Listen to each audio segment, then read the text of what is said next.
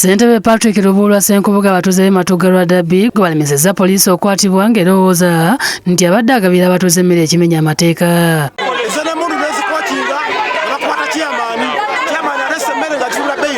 Abatuuze bategeeza nga batasobola kukkiriza poliisi kukwata ssentebe waabwe abadde abaguza emmere ku kibanja mpola ate nga ne ssente z'obadde olinawo abadde asobola okuwa emmere.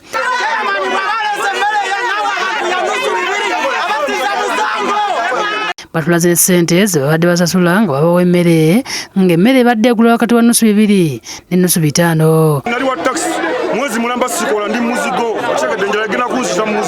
Abatuuze bagambye nti enjala mu kitundu kino esusse obw'omulamuzi.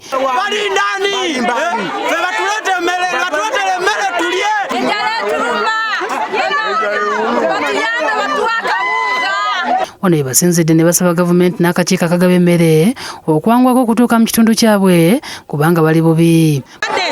Poliisi etukkirize enkya bwe tuba tujja okugula emmere basobola okubeerawo ne bajja ne basupervisinga ffe ne tujja ne tugula emmere yaffe ne tutwala ya bwereere. Poliisi emaze n'egendera ssentebe n'ategeeza ng'emmere gy'atunda bw'agiggye mu nnimiro. Nze nnyini ze mbadde ntunda emmere nnusu 5 n'ebiri kati oŋŋamba otya omuntu azze tumugabidde emmere.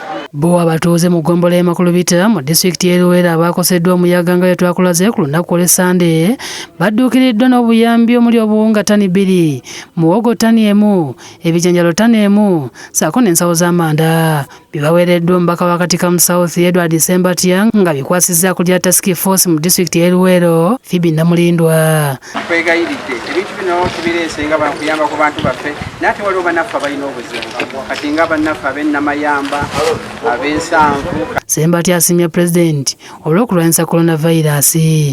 Naddala omulanga gwa pulezidenti naaba mu ngalo buli kiseera, teweekwata ku nnyindo, teweekwata ku mimwa, teweekwata mu maaso. Ye ssentebe wa disitulikiti y'e Luweero Omulangira Ronald Ndawula asiimye Ssembatya olw'okudduukirira abakoseddwa kibuyaga. Ekyo bwe tulaba omubaka waffe nga yevuddemu ettulina eddene okulireetera bannaluweero tumwebaza ne sekwebaza yenna. Akatono konna ke batuleetera era tuketukola ki ketubaleetera n'ensaba tusigale nga tuli bakkakkamu.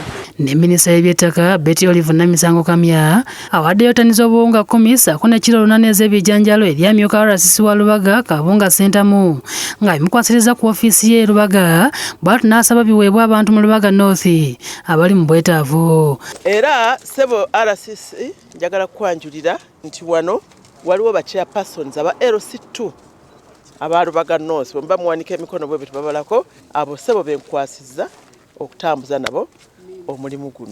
Ba representative naye bazibu akusira n'agamba tewannonda n'atakuwa mmere. Kabunga yeebazizza Kamya n'asaba baminisita abalala ssaako n'ababaka okubaako kye bawaayo. Tukwebaza okubeera n'omutima omuzadde, tukwebaza okuzza ssente mu bantu era nkubiriza ba honorable members mwenna abaazikutte muzizzeeyo mu bantu baneete muzirya buli abantu bali bubi. Robert Musanje, Masitula Navuga ne Joseph Ssettimba be bakusakidde eggulire lino ku Lwabukedde TV.